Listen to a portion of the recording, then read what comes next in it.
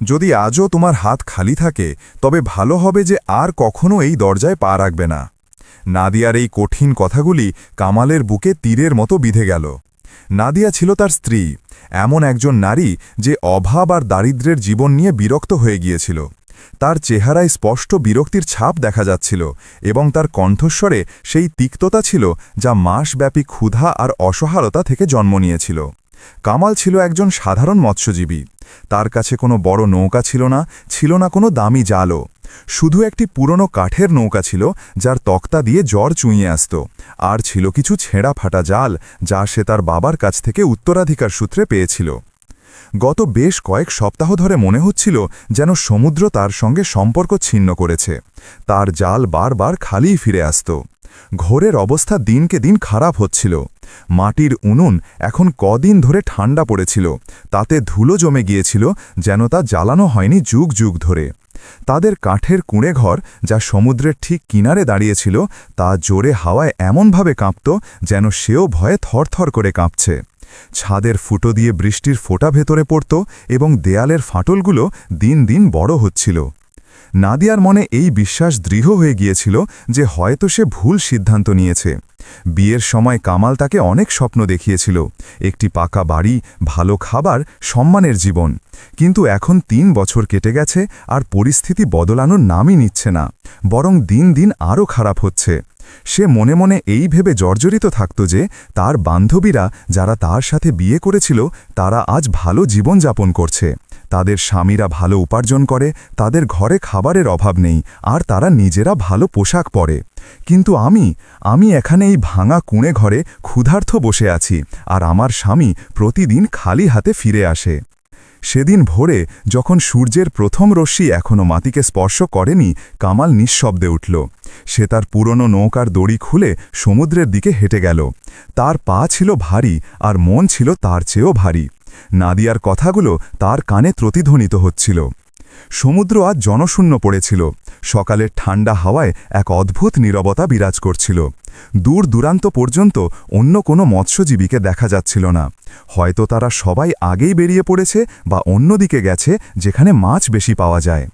কিন্তু কামালের কাছে অত দূরে যাওয়ার মতো না ভালো নৌকা ছিল, না ছিল সাহস। তবে তার হৃদয়ে একটি বড় ঝড় চলছিল। স্ত্রীর রাগ, ঘরের অভাব, বস্তির লোকেদের টিপ্পনি, আর সবথেকে বড় কথা নিজের অসহায়তার অনুভূতি, এই সব মিলে তার আত্মাকে নাড়িয়ে দিচ্ছিল। তার ছোট নৌকাটি ধীরে ধীরে জলের মধ্যে এগিয়ে যাচ্ছিল, আর প্রতিটি ঢেউয়ের সাথে তার আশা ডুবছিল এবং উঠছিল। কামাল তার জাল ফেলল, একবার দুবার, কিন্তু প্রতিবারই জাল খালি ফিরে আসত। জলের মধ্যে তো মাছ দেখা যাচ্ছিল, কিন্তু মনে হচ্ছিল যেন তারা ইচ্ছে করেই তার জাল এড়িয়ে যাচ্ছে। ঘণ্টার পর ঘণ্টা কেটে গেল। সূর্য আকাশে চড়তে লাগল আর গরম বাড়তে লাগল। কামালের পিঠ পুড়ছিল আর হাতে ফোসকা পড়তে শুরু করেছিল, কিন্তু সে হার মানতে প্রস্তুত ছিল না। অন্যদিকে নাদিয়াও বাড়ি থেকে বেরিয়ে সমুদ্রের ধারে এসে বসেছিল। সে একটি বড় পাথরের ওপর বসে সমুদ্রের ঢেউগুলোর দিকে তাকিয়েছিল। তার মুখে রাগ আর হতাশা স্পষ্ট ফুটে উঠছিল। সে ভাবছিল, কেমন ভাগ্য আমার, না টাকা না শান্তি, আর এখন তো ধৈর্যও জবাব দিতে শুরু করেছে। আমার আম্মা কতবার বলেছিল যে একজন গরিব মৎস্যজীবীকে বিয়ে করো না, কিন্তু আমি তার কথা শুনিনি। আমি ভেবেছিলাম ভালোবাসা যথেষ্ট, কিন্তু এখন বুঝতে পারছি যে ভালোবাসা দিয়ে পেট ভরে না। সে মনে মনে এই প্রতিজ্ঞা করে নিয়েছিল যে আজও যদি তার স্বামী খালি হাতে বাড়ি ফেরে তবে আর না। সে তাকে চিরদিনের জন্য ছেড়ে তার বাপের বাড়ি চলে যাবে। তার বাবা তো এই সম্পর্ক নিয়ে আগেই অসন্তুষ্ট ছিলেন। অন্তত সেখানে তো খাবার মিলবে, এখানে তো না খেয়ে মরা ছাড়া আর কিছু নেই। সেও নিজের চিন্তায় ডুবেছিল যে দূর সমুদ্রে একটি নৌকা দেখতে পেল। সেই নৌকাটি ধীরে ধীরে তীরের দিকে এগিয়ে আসছিল। তার বুক জোরে জোরে ধরফর করতে লাগল। সেই নৌকাটিতে আর কেউ নয়, ছিল তার স্বামী কামাল। তার হাতে একটি জাল ছিল, কিন্তু দূর থেকে বোঝা যাচ্ছিল না যে সেই জালে কিছু আছে কি নেই। নাদিয়ার শ্বাস প্রশ্বাস দ্রুত হল। সে ঝুঁকে দেখার চেষ্টা করল। হে আল্লাহ, আজ কিছু তো হোক। সে মনে মনে প্রার্থনা করল, যদিও তার মন বলছিল যে আজও কিছু হবে না। নৌকাটি যত কাছে আসতে থাকল, নাদিয়ার আশা ততই কমতে লাগল। এখন পরিষ্কার দেখা যাচ্ছিল যে জাল খালি ছিল, একদম খালি, একটিও মাছ নেই। যখনই কামাল তার নৌকাটিকে তীরে টেনে তুলল, নাদিয়ার চোখ তার দিকে গেল। তার চোখে একটি শেষ আশা ছিল যে হয়তো নৌকার কোথাও কোনো মাছ লুকিয়ে আছে। কিন্তু যখনই তার চোখ পুরোপুরি খালি জাল আর খালি নৌকার ওপর পড়ল, তখন তার মুখ আরও কঠিন হয়ে গেল। নৌকাটির অবস্থাও যেন তার ভাগ্যের মতোই লাগছিল, শূন্য আর ক্লান্ত। কামালের মুখের হতাশা স্পষ্ট বলে দিচ্ছিল যে আজও সমুদ্র তাকে কিছু দেয়নি। তার চোখে অসহায়তা ছিল, কাঁধ ঝুঁকেছিল এবং সে নাদিয়ার দিকে তাকাতেও পারছিল না। তার সাহস হল না যে স্ত্রীর চোখে চোখ রেখে নিজের ব্যর্থতার কথা ঘোষণা করে। নিঃশব্দে মাথা নিচু করে পা টেনে টেনে কামাল তার কুঁড়ে ঘরের দিকে চলল এবং ভেতরে প্রবেশ করল। নাদিয়া চুপচাপ তাকিয়ে রইল। তার চোয়াল শক্ত হয়ে গিয়েছিল এবং মুষ্টিবদ্ধ। তারপর রাগে টকটকে হয়ে সেও তার পেছনে চলল। ঘরে পৌঁছে দরজা বন্ধ করে সে কঠোর আর উঁচু গলায় বলল, এই বস্তির সব মৎস্যজীবীর জাল আজও মাছে ভরা ছিল। সকালে যখন আমি এখানে এসেছিলাম তখন ইব্রাহিম, ইউসুফ আর সালমান সবাই তাদের মাছ নিয়ে বাজারে যাচ্ছিল। তাদের নৌকাগুলো এত মাছে ভর্তি ছিল যে সামলানো কঠিন হচ্ছিল। আর তুমি একজন, যেন সমুদ্র তোমার সাথে শত্রুতা করেছে, যেন পুরো সমুদ্রে তোমার জন্য একটিও মাছ বাকি নেই। তার কণ্ঠে তিক্ততার সাথে সাথে কষ্টও ছিল। কয়েক দিন না কামাল, কয়েক সপ্তাহ হয়ে গেল, পুরো 4 সপ্তাহ, আর তুমি একটাও মাছ ধরতে পারোনি। আসল সমস্যাটা কি? তুমি কি জানো মাছ ধরতে হয় কিভাবে? কামাল, যে ঘরের দেয়ালে হেলান দিয়ে হতাশ হয়ে বসেছিল, মাথা নিচু করে চুপচাপ শুনতে থাকল। তার বলার মতো কিছুই ছিল না। কি অজুহাত দিত যে সমুদ্রে মাছ ছিল না? নাদিয়া নিজেই দেখছিল যে বাকি সবার জাল ভর্তি। জালটি পুরনো, তো নতুন কেনার টাকা কোথা থেকে আনব? কিছুক্ষণের নীরবতার পর সে ধীর আর ভাঙা গলায় বলল, আমি সব রকম চেষ্টা করেছি নাদিয়া, আল্লাহর কসম, আমি সকাল থেকে সমুদ্রে আছি, আমি কোনো কমতি রাখিনি। কিন্তু হয়তো আমার ভাগ্যই ঘুমিয়ে আছে, হয়তো আল্লাহ আমাকে পরীক্ষা করছেন। কিন্তু বিশ্বাস করো, কাল সব বদলে যাবে। কাল আমি আরও দূরে যাব, আরও বেশি চেষ্টা করব। নাদিয়া তার কথা মাঝপথেই থামিয়ে দিয়ে আরও তেতো গলায় বলল, কাল, শুধু এই একটি শব্দই বাকি রয়ে গেছে তোমার কাছে। রোজ তুমি এটাই বলো যে কাল সব ঠিক হয়ে যাবে, কিন্তু কাল কখনো আসে না, বুঝলে তুমি? তারপর সে একটি দীর্ঘ নিঃশ্বাস নিল এবং এমন এক শীতল গলায় বলল, যা রাগ থেকেও বেশি বিপজ্জনক ছিল, শোনো কামান, আর ভালো করে শোনো। যদি কালও তোমার জাল খালি থাকে, যদি কালও তুমি একটিও মাছ নিয়ে না আসো, তবে মনে রেখো, আমি চিরদিনের জন্য তোমার ঘর ছেড়ে দেব। আমি আমার বাপের বাড়ি চলে যাব এবং আর কখনো ফিরে আসব না। এটা আমার প্রতিশ্রুতি নয়, হুমকি, আর আমি আমার হুমকি পূরণ করি। এই বলে সে রাগে কামাল থেকে দূরে গিয়ে ঘরের অন্য কোণে বসে পড়ল। সে তার মুখ দেয়ালের দিকে ঘুরিয়ে নিল, যেন কামালকে দেখাও তার কাছে অসহ্য। কিছুক্ষণের নীরবতা বিরাজ করল। শুধু সমুদ্রের ঢেউয়ের আওয়াজ শোনা যাচ্ছিল, যা ঘরের দেয়ালে আঘাত করছিল। কামাল শুধু বসে রইল, ভাবতে থাকল। তার নাদিয়ার ওপর রাগ হল না। সে জানত যে তার স্ত্রী ঠিক কথাই বলছে। কোন নারী এমন জীবনযাপন করতে চাইবে? অবশেষে কামাল আস্তে করে খুব ধীর কণ্ঠে বলল, নাদিয়া, আমার বিশ্বাস তুমি আমাকে ছেড়ে যাবে না। আমরা স্বামী স্ত্রী, নিকাহের সময় তুমি কবুল করেছিলে। নাদিয়া নীরব রইল। সে উত্তরও দিল না। তার নীরবতা তার কথার চেয়েও বেশি বেদনাদায়ক ছিল। কামাল আবার সাহস জুগিয়ে বলল, আমার খুব খিদে পেয়েছে নাদিয়া। আমি সকাল থেকে কিছু খাইনি, দুপুরও গড়িয়ে গেছে। কিছু খাবার মিলবে? নাদিয়া ফিরল এবং রাগে, তবে এবার চোখে জল নিয়ে বলল, কোথা থেকে আনব খাবার? আকাশ থেকে ঝরে পড়বে নাকি? কিছু এনে দাও তো, কিছু বানিয়েও দিতাম। উনুনে আগুন জ্বালানোর জন্যও কিছু দরকার হয়। আমিও তোমার মতো সকাল থেকে না খেয়ে বসে আছি। আর এখন তো এমন মনে হচ্ছে যে আমার সামনে দুটিই পথ আছে। হয় আমি আমার বাবার বাড়ি চলে যাই, যেখানে অন্তত দুবেলা খাবার তো মিলবে, অথবা এই সমুদ্রেই ঝাঁপ দিই আর এই লজ্জার জীবন থেকে মুক্তি পাই। কামাল নাদিয়ার কড়া আর যন্ত্রণাময় কথাগুলো চুপচাপ শুনল। তার নিজের চোখও ভিজে গিয়েছিল। কিছুক্ষণ সে তেমনি চুপ করে বসে রইল। তারপর ধীরে ধীরে উঠল এবং কিছু না বলে বাড়ি থেকে বেরিয়ে গেল। এখন সন্ধ্যার অন্ধকার নামতে শুরু করেছিল। সমুদ্রের বাতাস তীব্র হয়ে গিয়েছিল এবং ঠান্ডাও, যেন প্রতিটি বাতাসের ঝাপটা তার দারিদ্র্যের উপহাস করছিল। যেমনই কামাল ঘর থেকে বাইরে বেরোলো দরজা বন্ধ হওয়ার আওয়াজ এলো। নাদিয়া দ্রুত এদিক ওদিক দেখল, এটা নিশ্চিত করার জন্য যে কামাল সত্যিই চলে গেছে। তারপর সে দ্রুত উঠে ঘরের কোণে রাখা একটি বড় মাটির পাত্রের দিকে তাকালো। সেই পাত্রের ওপর একটি ভারী ঢাকনা রাখা ছিল। নাদিয়া দ্রুত সেই ঢাকনাটি সরালো। ভেতরে কিছু রুটি ছিল এবং একটি ছোট পাত্রে সামান্য অবশিষ্ট তরকারিও ছিল, যা সে গত রাতের জন্য লুকিয়ে রেখেছিল।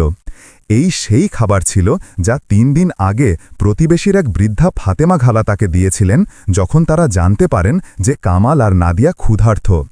সময় নষ্ট না করে নাদিয়া সেই খাবার বের করল এবং তাড়াতাড়ি খেতে শুরু করল, যেন তার ভয় ছিল যে কামাল ফিরে এসে তাকে দেখে না ফেলে। সে বড় নির্মমভাবে রুটি ছিঁড়ে ছিঁড়ে খাচ্ছিল আর মাঝে মাঝে দরজার দিকে তাকাচ্ছিল। তার চেহারায় না ছিল কোনো অনুশোচনা আর না কোনো লজ্জা। তার হৃদয় শুধু একটিই কথা ছিল, আমি কেন ক্ষুধার্ত থাকব? তার ভুলের শাস্তি আমি কেন পাব? সে মাছ ধরতে পারে না তো এটা আমার দোষ নয়, আমাকে নিজের খেয়াল নিজেকেই রাখতে হবে। খাবার শেষ করার পর সে পাত্রটিকে আবার ঢেকে দিল এবং আবার সেই জায়গায় রেখে দিল যেন কিছুই হয়নি। তারপর সে গিয়ে আবার সেই জায়গায় বসল যেখানে সে আগে বসেছিল। অন্যদিকে কামাল ধীরে ধীরে হাঁটতে হাঁটতে তার পুরনো বন্ধু জাহাঙ্গীরের বাড়ি পৌঁছাল। জাহাঙ্গীরও একজন মৎস্যজীবী ছিল, কিন্তু তার ভাগ্য কামালের চেয়ে ভালো ছিল। তার কাছে একটি ভালো নৌকা ছিল এবং ভালো জালও। সে রোজ ভালো মাছ ধরে নিয়ে আসত। কামাল কাঁপতে থাকা হাতে দরজা ধাক্কা দিল। মন খুব ভারী ছিল। নিজের বন্ধুর কাছে হাত পাতা, ভিক্ষা যাওয়া, এটা কত কঠিন ছিল, কিন্তু নিরুপায় ছিল। দরজা খুলতেই জাহাঙ্গীর বাইরে এলো। সে কামালকে দেখল তো তার চেহারায় একটি অদ্ভুত ভাব এলো, না আনন্দ না দুঃখ, শুধু একটি শীতল মনোভাব। কামাল খুব ধীর কণ্ঠে লজ্জায় মাথা নিচু করে বলল, ভাই জাহাঙ্গীর, আজ বাড়িতে খাবার কিছু নেই। যদি তোমার কাছে কিছু খাবার থাকে তো শুধু আজকের রাতের জন্য। জাহাঙ্গীর, যে কামালকে দুর্ভাগ্যজনক আর অপয়া মনে করত, তার কথা মাঝপথেই থামিয়ে দিয়ে সঙ্গে সঙ্গে বলল, এখানে কিছুই নেই কামাল, আর শোনো, পরের বার এদিকে আর মুখও করবে না। আমি শুনেছি যে তোমার দুর্ভাগ্য ছোঁয়াচে, আমাকে আমার ঘর পরিবারের চিন্তা করতে হবে। কামালের মন ভেঙে গেল, কিন্তু তবুও তার চোখ জাহাঙ্গীরের বাড়িতে রাখা সেই তাজা মাছগুলোর উপর পড়ল। সেগুলো একটি বড় ঝুড়িতে ভর্তি ছিল। এই মাছগুলো জাহাঙ্গীর আজ দিনে ধরেছিল এবং যা সে পরের সকালে বাজারে বিক্রি করবে। কামাল সেই মাছগুলোর দিকে ইশারা করে নিজের শেষ সাহস জুগিয়ে বলল, ভাই, আল্লাহ তোমাকে এত মাছ দিয়েছেন, তোমার ঝুড়ি তো ভরা, এর মধ্যে থেকে একটি ছোট মাছ কি আমাকে ধার দিতে পারো না? আমি তোমার কাছে ভিক্ষা চাইছি না, এটা ধার। যখন আমার ভাগ্য জাগবে, যখন আল্লাহ মেহেরবান হবেন, তখন আমি তোমাকে একের বদলে 2টি মাছ ফিরিয়ে দেব, আল্লাহর কসম। জাহাঙ্গীর অট্ট হাসিতে ফেটে পড়ল। তার হাসিতে ঠাট্টা ছিল, ব্যঙ্গ ছিল এবং নির্মমতাও। সে বলল, তুমি আমাকে 2টি মাছ দেবে? আরে বাহ কামাল ভাই, তুমি তো কামালি করে দেবে। যে জাল দিয়ে তুমি সপ্তাহ নয় মাস ধরে একটি মাছও ধরতে পারোনি, সেই জাল দিয়ে তুমি আমাকে 2টি মাছ কিভাবে দেবে? জলে ফেলে দোয়া চাইবে নাকি? তারপর তার মুখ আরও কঠিন হয়ে গেল। যাও এখান থেকে কামাল, আর কখনো এসো না। তোমার মুখ দেখলে আমার নিজের ভাগ্য খারাপ হয়ে যাবে। লোকে বলে গরিব আর অপয়া লোকেদের থেকে দূরে থাকা উচিত। কামালের চোখ নত হল, গলা শুকিয়ে গেল। সে কিছু বলল না, শুধু ধৈর্যের ঘোগ গিলে সেখান থেকে চুপচাপ ঘুরে চলে গেল। কিন্তু সে হার মানল না। সাহস করে সে বস্তির আরও একটি বাড়ির দিকে গেল। এই বাড়িটি ছিল ইলিয়াসের, যে আরও একজন মৎস্যজীবী ছিল। কামাল ভাবল, হয়তো ইলিয়াস তার উপর দয়া করবে। কিন্তু ইলিয়াসও তাকে একই উত্তর দিল, ভাই, আমাকে ক্ষমা করো, আমার নিজের ঘরে 5টা বাচ্চা আছে, আমি কাউকে কিছু দিতে পারবো না। আর সত্যি বলতে, তোমার কাছ থেকে কোনো আশা নেই যে তুমি ফেরত দিতে পারবে। তাই ভালো হবে যে তুমি অন্য কারো কাছে সাহায্য চাও। তারপর কামাল মুরাদের বাড়িতে গেল, তারপর তারিকের বাড়িতে, তারপর রশিদের বাড়িতে। কিন্তু সব জায়গায় সে একই পেল, ধমক, টিপ্পনি এবং দরজায় ধাক্কা। কিছু লোক তো দরজা খুললই না, ভেতর থেকেই আওয়াজ দিল, কামাল নাকি? আমরা বাড়িতে নেই। প্রতিটি দরজা তার জন্য বন্ধ হচ্ছিল, প্রতিটি মুখ তার দিক থেকে ফিরিয়ে নিচ্ছিল। অবশেষে সে এত ক্লান্ত হয়ে পড়ল, এত হেরে গেল যে তার কাছে আর কোনো জায়গা বাকি রইল না যেখানে সে যেতে পারে। অবশেষে কামাল পুরোপুরি ভেঙে পড়ে সমুদ্রের কিনারে এসে বসল, সেই কিনারা যেখানে সকালে সে তার নৌকা বেঁধেছিল। এখন রাতের অন্ধকার পুরোপুরি ছেয়ে গেছে। দূর দূরান্ত পর্যন্ত শুধু সমুদ্রের কালো ঢেউ দেখা যাচ্ছিল, যা চাঁদের হালকা আলোয় চিকচিক করছিল। কামালের চোখে জল ছিল, পেটে ক্ষুধার মোচড়, হৃদয় ব্যথা এবং আত্মায় ক্লান্তি। সমুদ্রের ঠান্ডা ঢেউ তার পায়ে এসে আঘাত করছিল, তার পা ভেজাচ্ছিল। কিন্তু তার মনোযোগ অন্য কোথাও ছিল। সে আকাশের দিকে তাকালো, তারাগুলো মিটমিট করছিল। আজ সেই তারাগুলো তাকে আবছা আর অনেক দূর মনে হলো, যেন তারাও তার উপর অসন্তুষ্ট, যেন পুরো পৃথিবী তাকে একা ছেড়ে দিয়েছে। তার চোখ থেকে জল বইতে লাগল, সেই জল যা সে অনেক দিন ধরে আটকে রেখেছিল, আজ বেরিয়ে এলো। জল তার গাল ভেজাচ্ছিল আর সমুদ্রের নোনতা হাওয়ায় মিশে যাচ্ছিল। তারপর হৃদয়ের গভীর থেকে একটি ডাক বেরোলো, এমন এক ডাক যা শুধু ভাঙা হৃদয় থেকেই বেরোয়, এমন এক দোয়া যা রক্তের জল দিয়ে লেখা হয়। ইয়া আল্লাহ! সে তার হাত আকাশের দিকে তুলল। ইয়া রহমান, ইয়া রহিম, যদি তুমি চাও তো আমার ভাগ্য এক মুহূর্তে বদলে দিতে পারো। তুমি সব কিছুর ওপর ক্ষমতাবান, সবার ভাগ্য তোমার হাতে। ইয়া আল্লাহ! সবার জাল মাছে ভরে যাচ্ছে, পুরো বস্তির মৎস্যজীবীরা রোজ ভরপুর শিকার নিয়ে আসছে। তাহলে আমার জালি কেন খালি রয়ে যায়? আমার বাচ্চা নেই যাদের খাওয়াতে হবে, কিন্তু আমার একজন স্ত্রী আছে যার পেট ভরা আমার দায়িত্ব, আর আমি তাকেও খাওয়াতে পারছি না। অবশেষে আমি এমন কি পাপ করেছি যার এই শাস্তি আমাকে পেতে হচ্ছে? যদি আমি কোনো ভুল করে থাকি তো আমাকে মাফ করে দাও। যদি এটা তোমার কোনো পরীক্ষা হয় তো আমাকে ধৈর্য দাও। কিন্তু ইয়া আল্লাহ, আর সহ্য হচ্ছে না। তার কথাগুলো ধীরে ধীরে কান্নায় বদলে গেল। তার পুরো শরীর কাঁপছিল। সে তার হাত দিয়ে নিজের মুখ ঢেকে হাউমাউ করে কাঁদতে লাগল। আজ তার ভেতরে সব সাহস জবাব দিয়েছিল। সে সেখানেই বাড়ির ওপর বসে পড়ল, হাঁটু বুকের কাছে জড়ো করে, মাথা হাঁটুতে রেখে, চোখ বন্ধ, শ্বাস ভারী, হৃদয় ভাঙা এবং আত্মা ক্লান্ত। কিছুক্ষণ এভাবে সময় কাটল। সমুদ্রের ঢেউয়ের আওয়াজ ক্রমাগত আসছিল, ঠান্ডা বাতাস বইছিল, দূরে কোথাও কোনো পাখির আওয়াজ এলো, কিন্তু কামাল কিছুই শুনতে পারছিল না। সে নিজের দুঃখে ডুবেছিল। তখন সেখান দিয়ে যেতে থাকা এক বৃদ্ধের চোখ তার ওপর পড়ল। সেই বৃদ্ধ আর কেউ নন, ছিলেন সেলিম বাবা। সাদা সাদা দাড়ি, কুঁজো পিঠ এবং হাতে একটি মজবুত লাঠি। তার মুখ ছিল নুরানি এবং চোখে ছিল এক অদ্ভুত শান্তি। সেলিম বাবা প্রায়ই সন্ধ্যায় সমুদ্রের কিনারে হাঁটতে আসতেন। তিনি আল্লাহর নেক বান্দাদের মধ্যে ছিলেন। গরিব ছিলেন কিন্তু হৃদয়ের খুব ধনী। যেই তার কাছে আসত তিনি তাকে সাহায্য করতেনই। তিনি কামালকে দেখে প্রথমে একটু থামলেন, তারপর কাছে এসে ধীর এবং ভালোবাসাপূর্ণ গলায় বললেন, বাবা, জল এখনও আরও চড়বে, জোয়ার আসতে চলেছে। এখানে বসা বিপদমুক্ত নয়, এখান থেকে ওঠো।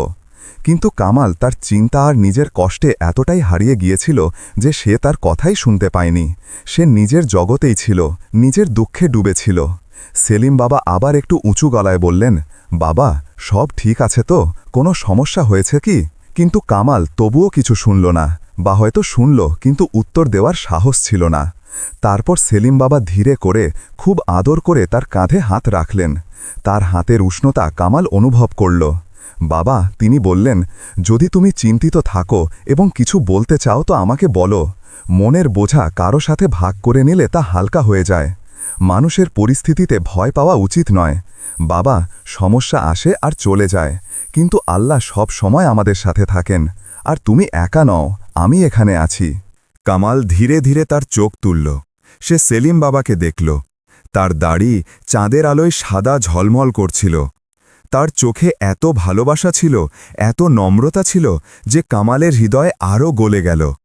তার ভেজা আর লাল চোখ দিয়ে সে সেলিম বাবাকে দেখল, আর শুধু একটি ছোট প্রশ্ন করল, যার মধ্যে তার পুরো কষ্ট লুকিয়েছিল। বাবা, কিছু খাবার মিলবে?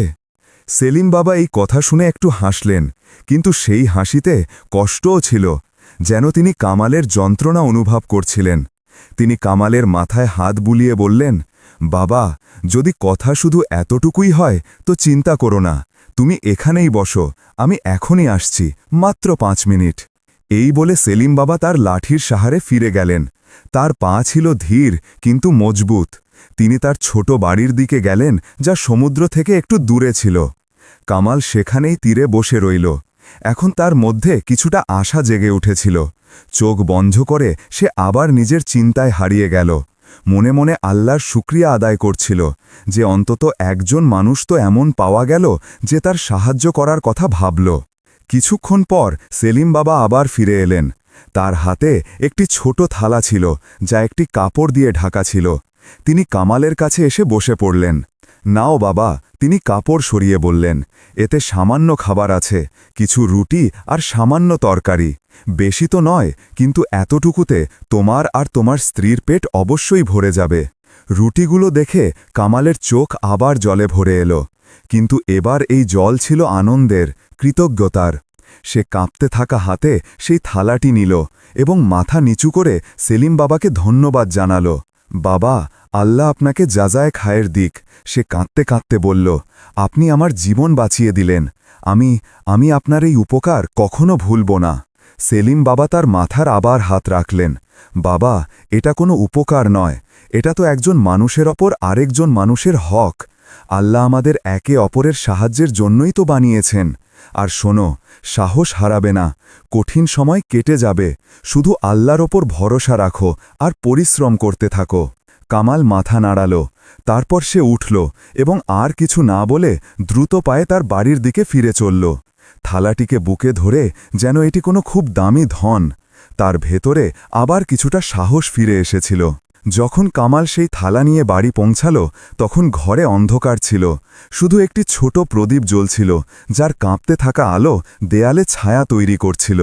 নাদিয়া এক কোণে বসেছিল, চুপচাপ, কোনো নড়াচড়া না পড়ে।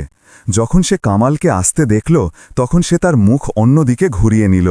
কামাল ঘরে প্রবেশ করতে করতে কিছুটা আনন্দ আর স্বস্তির সাথে বলল, নাদিয়া, দেখো, আল্লাহর রহমত হয়েছে, কিছু খাবারের ব্যবস্থা হয়েছে। সেলিম বাবার সাথে দেখা হয়েছিল সমুদ্রের কিনারে, তিনি এই খাবার দিয়েছেন। সে থালাটি মাঝখানে রাখল এবং কাপড়টি সরাল। 3টি রুটি ছিল এবং একটি ছোট পাত্রে সামান্য তরকারি। নাদিয়া, যে আগেই চুপিসারে নিজের পেট ভরে নিয়েছিল, চুপচাপ উঠল এবং থালার দিকে এগিয়ে গেল।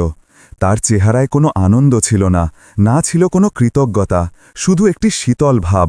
সে দেখল যে 3টি রুটি আছে। কিছু না ভেবে, কামালকে জিজ্ঞাসা না করেই সে 2টি রুটি নিজের জন্য আলাদা করে নিল এবং বেশিরভাগ তরকারিও নিজের প্লেটে তুলে নিল। কামালের ভাগে শুধু একটি রুটি আর খুব সামান্য তরকারি রইল। কামাল এইসব দেখল, কিন্তু কিছু বলল না। সে তার নিজের ক্ষুধার চেয়ে তার স্ত্রীর চিন্তা করছিল। সে ভাবল যে হয়তো নাদিয়ার আমার চেয়ে বেশি খিদে পেয়েছে, অন্তত তার পেট তো ভরে যাক। নাদিয়া নিজের অংশ চুপচাপ খেল, না সে কামালের দিকে তাকালো, না কোনো কথা বলল। খাবার শেষ করেই সে উঠল এবং গিয়ে নিজের বিছানায় শুয়ে পড়ল। তার পিঠ কামালের দিকে ছিল। কামাল তার একটি রুটি আর সামান্য তরকারি ধীরে ধীরে খেল। পেট তো ভরল না, কিন্তু অন্তত ক্ষুধার জ্বালা কিছুটা কম হল। সে জল পান করল এবং থালাটিকে একপাশে রেখে দিল। তারপর সেও তার বিছানায় শুয়ে পড়ল। কিন্তু ঘুম কোথায় আসবে? মাথায় অনেক কথা ঘুরছিল। নাদিয়ার কথা কানে প্রতিধ্বনিত হচ্ছিল, যদি কালও তোমার জাল খালি থাকে, তো আমি চিরদিনের জন্য তোমার ঘর ছেড়ে দেব। সে মনে মনে সিদ্ধান্ত নিল, কাল সে কিছু আলাদা করবে। সে সমুদ্রের সেই অংশে যাবে যেখানে যেতে সে সবসময় ভয় পেত, গভীর জলে, যেখানে বড় মাছ পাওয়া যায় কিন্তু বিপদও খুব বেশি হয়। তার ছোট নৌকা সেই এলাকার জন্য তৈরি ছিল না, কিন্তু এখন আর কোনো উপায় ছিল না। কাল, সে নিজেকে বলল, কাল আমি অবশ্যই কিছু না কিছু ধরে নিয়ে আসব, আমার জীবন বাজি রাখতে হলেও। সে নিজেকে বলল, নাদিয়াকে প্রমাণ করে দেব যে আমি ব্যর্থ নই। এই সব চিন্তাতেই কখন তার ঘুম এসে গেল সে জানতে পারল না। পরের সকালের দৃশ্য অন্য রকম ছিল। আকাশ গোলাপি আর কমলা রঙে স্নান করছিল। সমুদ্রের ঢেউ কিনারে আছড়ে পড়ে এক ভিন্ন সুর বাজাচ্ছিল। হাওয়ায় আর্দ্রতা ছিল এবং ঠান্ডাও। মনে হচ্ছিল যেন প্রকৃতি নিজেই কিছু নতুন হওয়ার ঘোষণা করছে। কামাল সূর্য ওঠার আগেই উঠে গেল। সে অজু করল এবং ফজরের নামাজ আদায় করল। তারপর সে একটি দীর্ঘ দোয়া চাইল, ইয়া আল্লাহ, আজ আমার সাহায্য করো। আমার স্ত্রী আমার উপর অসন্তুষ্ট, আমার ঘর ভাঙনের মুখে, শুধু আজকের দিনটি আমার পক্ষে করে দাও। নামাজ শেষে সে নিঃশব্দে তার জাল তুলল এবং বাড়ি থেকে বেরিয়ে গেল। নাদিয়া তখনও ঘুমোচ্ছিল, বা হয়তো জেগেছিল কিন্তু ঘুমের ভান করছিল, কামাল জানত না। সমুদ্রের কিনারে পৌঁছে কামাল তার পুরনো নৌকাটিকে ভালো করে দেখল। তুই কি আজ আমার সাথ দিবি? সে নৌকার সাথে কথা বলল যেন সেটি কোনো জীবন্ত জিনিস। আজ আমাদের অনেক দূরে যেতে হবে, গভীর জলে, বিপজ্জনক জায়গায়, কিন্তু আর কোনো রাস্তা নেই। সে নৌকাটিকে জলে ভাসালো, জলে নামিয়ে দিল এবং তাতে বসে পড়ল। তারপর দাঁড় উঠিয়ে গভীর সমুদ্রের দিকে এগোতে লাগল। প্রতিটি ঝাঁকুনির সঙ্গে, প্রতিটি ঢেউয়ের সঙ্গে সে এগিয়ে চলল। ওদিকে ঘরে নাদিয়াও জেগে উঠেছিল। সে এদিক ওদিক তাকালো, কামাল ঘরে ছিল না, হয়তো সমুদ্রে গেছে। কিন্তু আজ নাদিয়ার সংকল্প ছিল দৃঢ়। সে মনস্থির করে নিয়েছিল, আজ সন্ধ্যা পর্যন্ত যদি কামাল মাছ নিয়ে না আসে তবে সে চিরদিনের জন্য এই ঘর ছেড়ে দেবে। সে উঠে তার পুরনো কাঠের সিন্দুকটি বের করল। তারপর ধীরে ধীরে তার কাপড়গুলো তাতে রাখতে লাগল। তার অলংকার, যা খুব কম ছিল, সেগুলোও যত্ন করে রাখল। কিছু ছোটখাটো জিনিস যা তার নিজের ছিল, সেগুলোও। সে নিজেকে বলল, আজ শেষ দিন। যদি আজও সে খালি হাতে ফেরে তবে আমি এখানে এক মুহূর্তও থাকব না। আমি আমার বাবার বাড়ি চলে যাব, সেখানে অন্তত সম্মানের সাথে বাঁচতে পারব। তার মনে কামালের জন্য না কোনো ভালোবাসা অবশিষ্ট ছিল, আর না কোনো আশা, শুধু শেষ হওয়ার অপেক্ষা ছিল। সমুদ্রে কামাল এখন অনেক দূরে চলে এসেছিল, সেই জায়গায় যেখানে জল গভীর নীল, যেখানে ঢেউ বড় এবং শক্তিশালী। এখানে সাধারণ মৎস্যজীবীরা আসত না, কারণ এখানে বিপদ অনেক ছিল। তার ছোট নৌকাটি বড় ঢেউয়ের মাঝে এমনভাবে দুলছিল যেন হাওয়ায় কোনো পাতা উড়ছে। কামাল ভয় পাচ্ছিল, কিন্তু সে সাহস হারায়নি। বিসমিল্লাহ, সে বলল এবং তার জাল সমুদ্রে ছুঁড়ে দিল। তারপর সে অপেক্ষা করতে লাগল। চোখ জালের দড়ির ওপর নিবদ্ধ, বুক দ্রুত ধড়ফড় করছিল। ইয়া আল্লাহ, শুধু একটি মাছ, শুধু একটিই যথেষ্ট। কিন্তু কিছুই হল না, জাল তেমনই পড়ে লইল। কামাল জাল টানল, খালি, আবার ফেলল, আবার খালি, আবার ফেলল, আবার খালি। ঘণ্টার পর ঘণ্টা কেটে গেল। সূর্য আকাশে চড়তে লাগল, গরম বাড়তে লাগল। কামালের গলা শুকিয়ে গেল, জলের বোতলও খালি হয়ে গেল। পিঠে ব্যথা শুরু হল, হাতে ফোসকা পড়ে গেল। কিন্তু সে থামল না। সে নিজেকে বলল, আজ আমি খালি হাতে ফিরব না। সন্ধ্যা হোক, রাত হোক, কিন্তু মাছ ছাড়া যাব না। দুপুর গড়িয়ে গেল, এবার সূর্য ঢলতে শুরু করল। আকাশের রং বদলাতে লাগল। কামালের সাহস ভাঙতে শুরু করেছিল। তখনই দূর থেকে একটি নৌকা আসতে দেখা গেল, বড় এবং মজবুত নৌকা। কামাল মনোযোগ দিয়ে দেখল, এটি তো জাহাঙ্গীরের নৌকা, সেই জাহাঙ্গীর যে কাল রাতে তাকে খাওয়ার জন্য একটি মাছ পর্যন্ত দিতে অস্বীকার করেছিল। জাহাঙ্গীরের নৌকা কাছে আসতে লাগল। এখন কামাল পরিষ্কার দেখতে পাচ্ছিল, জাহাঙ্গীরের নৌকা মাছে ভর্তি ছিল। এত মাছ যে গোনা কঠিন ছিল, বড় বড় তাজা ঝকঝকে মাছ। জাহাঙ্গীর কামালকে দেখে ফেলল। তার মুখে একটি হাসি এলো, কিন্তু সেই হাসি ছিল উপহাসের, সহানুভূতির নয়। আরে কামাল ভাই, জাহাঙ্গীর উঁচু গলায় বলল, এত দূরে কি করছ? এখনো কিছু ধরলে নাকি? কামাল কিছু বলল না, শুধু চুপচাপ তাকিয়ে রইল। জাহাঙ্গীর আবার বলল, দেখো, আমার কাছে আজ কত মাছ, আল্লাহর রহমত আমার ওপর। সকাল থেকেই শিকার পাচ্ছি, কিন্তু তোমার জাল আবার খালি, তাই না? সে একটি বড় মাছ নিজের হাতে তুলল এবং হাওয়ায় দোলালো, যেন দেখাচ্ছিল, এই দেখো কত বড় মাছ, এর দাম কমপক্ষে 500 টাকা হবে, আর আমার কাছে এমন আরও 10-100টা আছে। কামালের চোখে ব্যথা ছিল, তার মন ভেঙে যাচ্ছিল, কিন্তু সে কিছু বলল না। জাহাঙ্গীর হাসল, যাগ্গে, তোমার ভাগ্যই খারাপ ভাই, কিছু করার নেই। চলো, আমি চলি, আমাকে বাজারে যেতে হবে, এই মাছগুলো বিক্রি করতে হবে। এই বলে জাহাঙ্গীর তার নৌকা নিয়ে এগিয়ে গেল। কামাল শুধু তাকিয়ে রইল। জাহাঙ্গীরের মাছে ভরা নৌকার দৃশ্য দেখে কামালের মন পুরোপুরি ভেঙে গেল। তার চোখ থেকে আবার জল বইতে লাগল। এখন কি করব, সে নিজেকে জিজ্ঞেস করল। নাদিয়া ঠিকই বলছিল, আমি সত্যিই ব্যর্থ, আমার জালে মাছ আসেই না, হয়তো আমি মৎস্যজীবী হওয়ার যোগ্যই নই। সে মনে মনে সিদ্ধান্ত নিল, আজ আমি বাড়ি ফিরব না। খালি হাতে ফেরার চেয়ে ভালো যে আমি এখানেই সমুদ্রে ডুবে যাই, অন্তত নাদিয়ার চোখে ছোট হওয়া থেকে তো বাঁচব। এবার সূর্য ডুবতে বসেছিল, আকাশ লাল এবং কমলা হয়ে গিয়েছিল, সমুদ্রের ঢেউ সোনালি দেখাচ্ছিল, কিন্তু কামালের কাছে এইসব অর্থহীন ছিল। সে শেষবারের মতো তার জাল ছুঁড়ে দিল। ইয়া আল্লাহ, যদি তুমি আমাকে বানিয়েছ তো আমাকে এভাবে অপমান করো না, শুধু একটি মাছ দাও, একটিই যথেষ্ট। কিন্তু তারপর সে ভাবল, না, আর অনেক হয়েছে, এখন আমি অপেক্ষা করব না। সে জাল টানা শুরু করল। হতাশার চাদর মুড়ি দিয়ে ভাঙা মন নিয়ে শেষ আশাটুকুও হারিয়ে ফেলেছিল। সে সিদ্ধান্ত নিয়েছিল যে এখন সে তার পুরনো নৌকাটিকে তীরের দিকে নিয়ে যাবে, তারপর বাড়ি যাবে এবং নাদিয়াকে বলবে যে তুমি ঠিক, আমি ব্যর্থ, তুমি যেতে চাইলে যেতে পারো। যেমনই সন্ধ্যা গভীর হতে থাকল, কামাল তার নৌকা তীরের দিকে ঘুরিয়ে দিল। মন ভারী ছিল, পা টলছিল এবং চোখ ছিল ভেজা।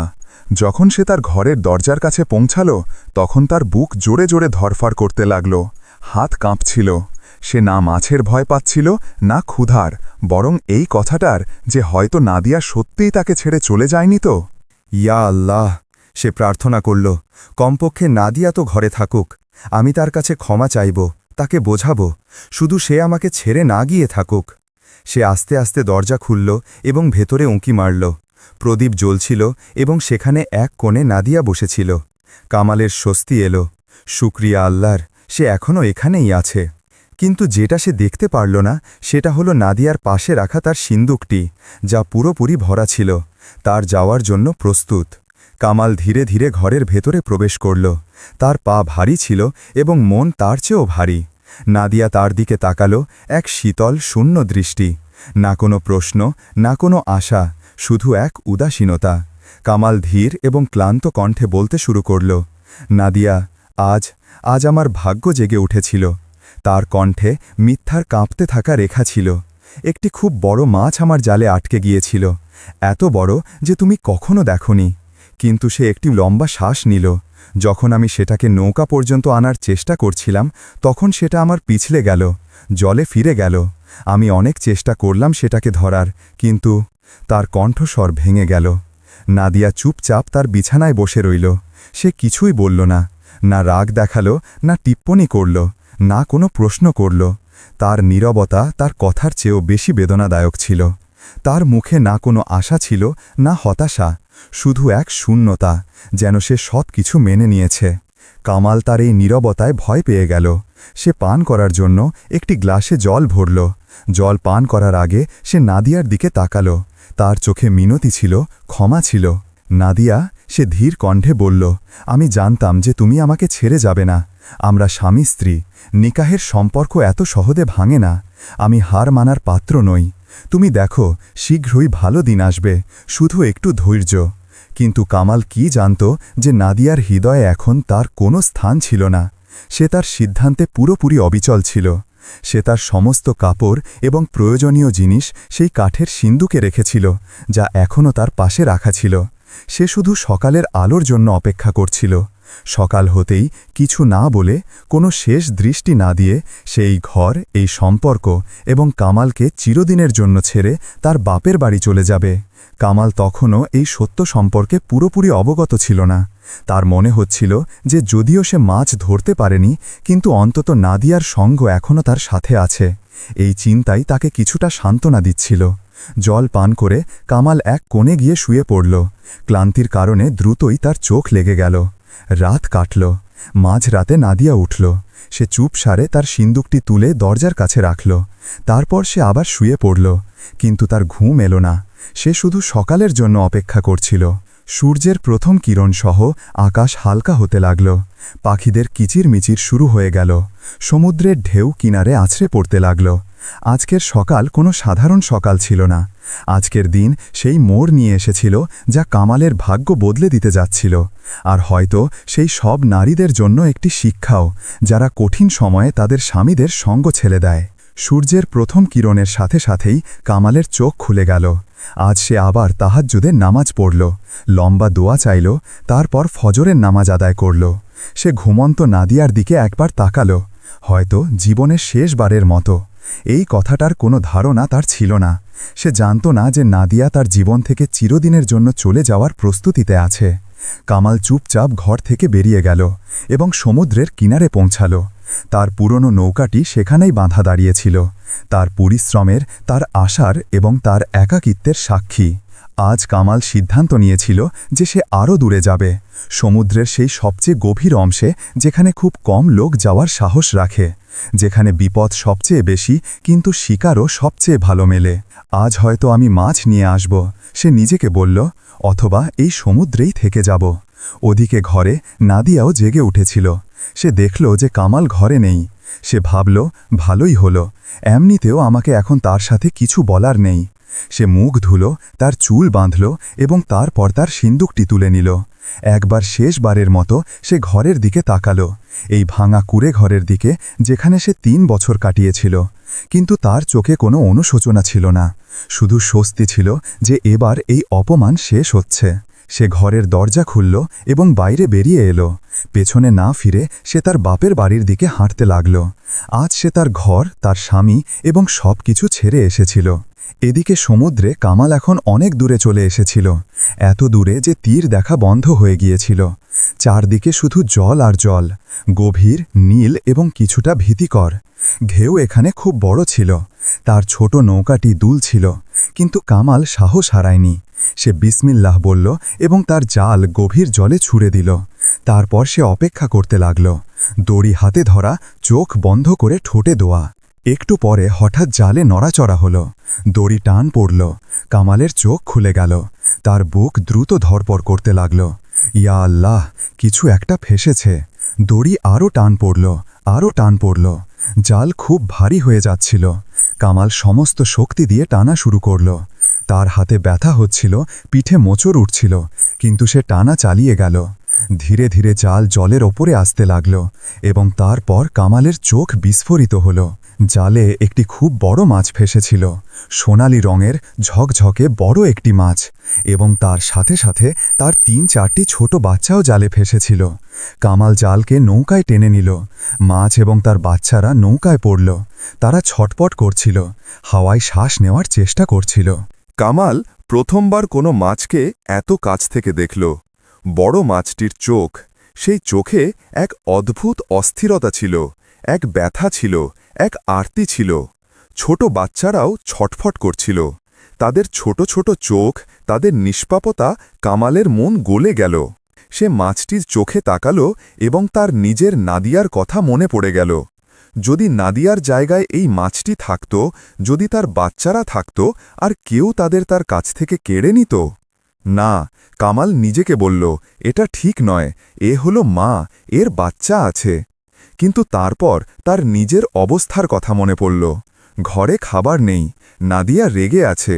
এই মাছটি বিক্রি করে সে 1 মাসের রেশন আনতে পারে, সব কিছু ঠিক হতে পারে। সে দ্বিধায় পড়ে গেল। একদিকে তার প্রয়োজন ছিল, অন্যদিকে তার হৃদয়।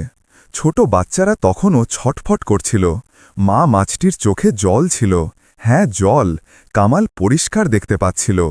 আল্লাহ, কামাল বলল, তুমি আমার কাছে কি চাও? আমার প্রয়োজন পূরণ করো, না আমার মনের কথা শোনো? তারপর সে সেই ছোট বাচ্চাদের দিকে তাকাল, তাদের ধরল। তারা তার হাতে ছটফট করছিল, একদম নিষ্পাপ, নিরপরাধ। কামালের চোখ জলে ভরে এলো। সে এক এক করে সব বাচ্চাদের সমুদ্রে ফিরিয়ে দিল। তারা জলে পড়তেই সাঁতার কাটতে লাগল, তাদের মায়ের চারপাশে ঘুরতে লাগল, যেন তাকে ডাকছে। এখন শুধু বড় মাছটিই বাকি ছিল। সেটা তখনও নৌকায় ছিল, ছটফট করছিল। কামাল সেটার দিকে তাকাল, তার চোখে তাকাল এবং তারপর সেটার সিদ্ধান্ত নিয়ে নিল। আমি তোকে ছটফট করতে দেখতে পারব না, সে বলল।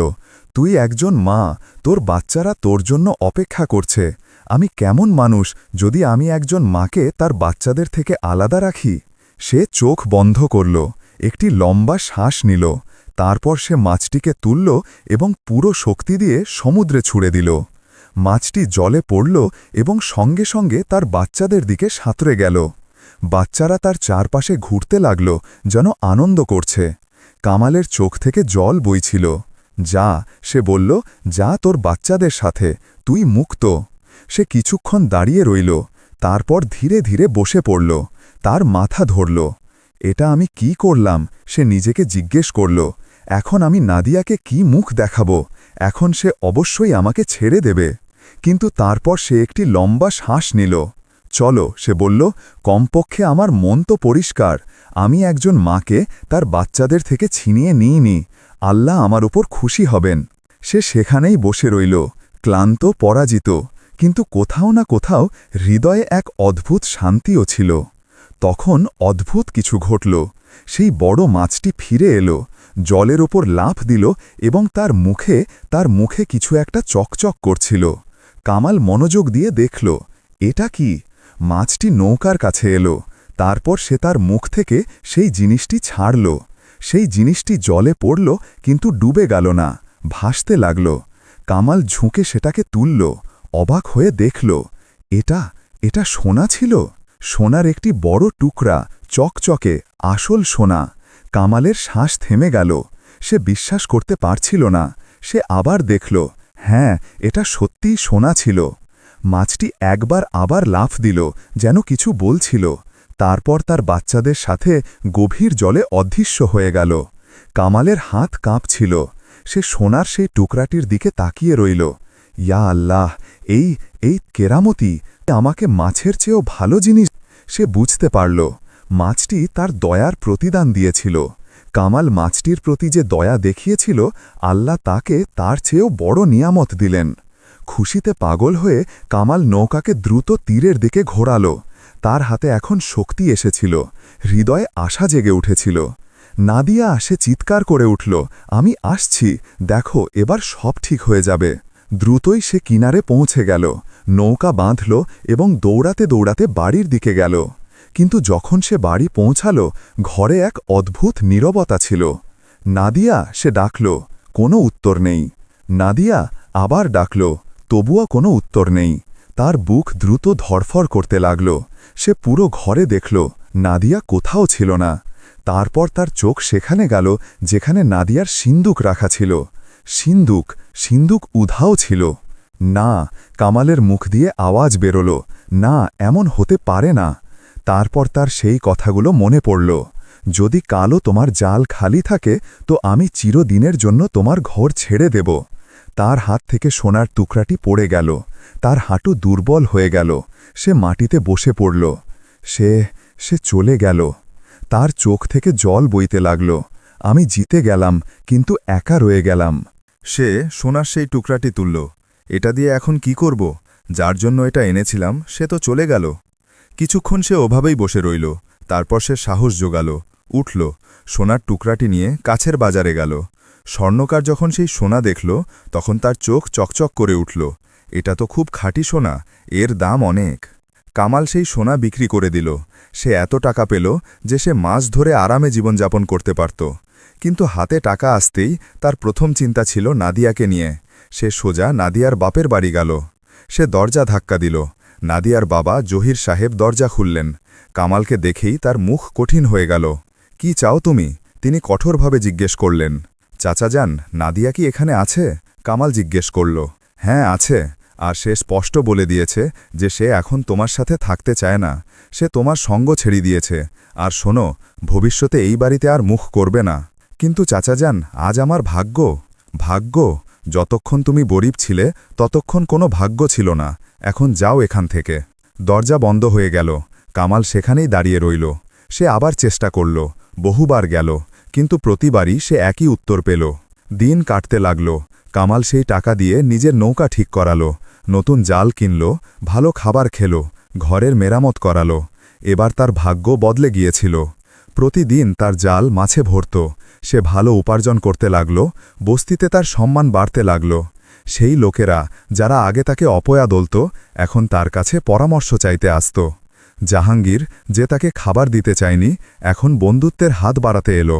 কিন্তু কামাল সবাইকে ক্ষমা করে দিল। কিন্তু তার হৃদয় খালি ছিল। টাকা ছিল, সম্মান ছিল, সব কিছু ছিল, কিন্তু নাদিয়া ছিল না। সে প্রায়ই সমুদ্রের কিনারে বসত এবং ভাবত, নাদিয়া শুধু আমার টাকার পিপাসু ছিল, আমার নয়। যখন সমস্যা ছিল তখন ছেড়ে গেল, এখন যখন সব ঠিক আছে, যদি সে ফিরেও আসতে চায় তো কি আমি তাকে ফিরিয়ে নেব? 6 মাস পরের কথা। কামাল এখন একজন সফল মৎস্যজীবী হয়ে উঠেছিল। তার নতুন নৌকা, ভালো জাল ছিল এবং ব্যাংকে টাকা ছিল। একদিন যখন সে বাজার থেকে ফিরছিল, তখন দূর থেকে নাদিয়াকে দেখতে পেল। সে তার বাবার সাথে ছিল। সে কামালকে দেখে ফেলল। তার চোখে অনুশোচনা ছিল। কামাল থেমে গেল, নাদিয়াও থেমে গেল। দুজন দুজনকে দেখতে থাকল। দূরত্ব ছিল, কিন্তু চোখ মিলে গিয়েছিল। নাদিয়ার চোখে জল ছিল। হয়তো তার এখন উপলব্ধি হচ্ছিল যে সে কি হারিয়েছে। কিন্তু কামাল শুধু একটি হালকা হাসি দিল, তারপর নিজের রাস্তা ধরল এবং এগিয়ে গেল। সেই রাতে সমুদ্রের কিনারে বসে কামাল আকাশের দিকে তাকালো। ইয়া আল্লাহ, তুমি আমাকে অনেক কিছু শিখিয়েছ। তুমি আমাকে দেখিয়েছ যে আসল সম্পর্ক সেটাই যা কঠিন সময়ে সঙ্গ দেয়। যে শুধু ভালো সময়ে সাথ দেয় সেটা সম্পর্ক নয়, চুক্তি হয়। নাদিয়া আমাকে তখন ছেড়েছিল যখন আমার তাকে সবচেয়ে বেশি প্রয়োজন ছিল। যদি আমি তাকে এখন ফিরিয়ে নিই তবে এটা আমার সাথে প্রতারণা হবে। সে আমার সাথে বিশ্বস্ততা দেখায়নি, সে ধৈর্য ধরেনি। শুধু এক রাত, আর যদি সে শুধু এক রাত আরও থেকে যেত তবে তার জীবন বদলে যেত। কিন্তু সে হার মেনেছিল। খারাপ সময়ই আসল আয়না হয়। সেই সময়ই দেখায় যে কারা আপন আর কারা নয়। যে কঠিন সময়ে সঙ্গ ছেড়ে যায় সে কখনো আপন ছিলই না। তারপর সে হাসতে হাসতে বলল, কিন্তু শুকরিয়া তোর হে আল্লাহ, তুমি আমাকে সময় থাকতে সত্যিটা দেখিয়ে দিয়েছ। যদি নাদিয়া আমার সাথে থাকতো আর পরে এই সব হতো তবে হয়তো আরও হতো। তুমি আমাকে বাঁচিয়ে নিয়েছ। সমুদ্রের ঢেউ তার পায়ে স্পর্শ করছিল, ঠান্ডা বাতাস বইছিল, কিন্তু কামালের হৃদয় শান্তি ছিল। সে উঠল এবং তার বাড়ির দিকে হেঁটে গেল। এখন সেই বাড়ি যা পাকা ছিল, যেখানে আলো ছিল, যেখানে খাবার ছিল, কিন্তু সবচেয়ে গুরুত্বপূর্ণ, যেখানে সে নিজের মূল্য জানত। কয়েক মাস পরে কামাল একজন সৎ এবং ধৈর্যশীল মেয়ে ফরিদার সাথে নিকাহ করল। সে একটি গরিব পরিবার থেকে ছিল, কিন্তু তার হৃদয় সোনার মতো ছিল। যখন কামাল তাকে তার পুরো গল্প শোনাল তখন ফরিদা বলল, আমি আপনার ভালো মন্দ সব অবস্থাতেই আপনার সাথে থাকব, এটা আমার প্রতিশ্রুতি। এবং ফরিদা তার প্রতিশ্রুতি রক্ষা করল। ভালো দিনেও এবং যখন কখনো সমস্যা এলো তখনও সে কামালের পাশে দাঁড়িয়েছিল। কয়েক বছর পরে কামালের জীবন পুরোপুরি বদলে গিয়েছিল। এখন তার কাছে 3টি নৌকা ছিল। অনেক মৎস্যজীবী তার জন্য কাজ করত। তার একটি ভালো পাকা বাড়ি ছিল এবং সবচেয়ে বড় কথা, তার স্ত্রী ফরিদা এবং 2টি প্রিয় সন্তান ছিল যারা তার জীবনে আনন্দ ভরিয়ে দিত।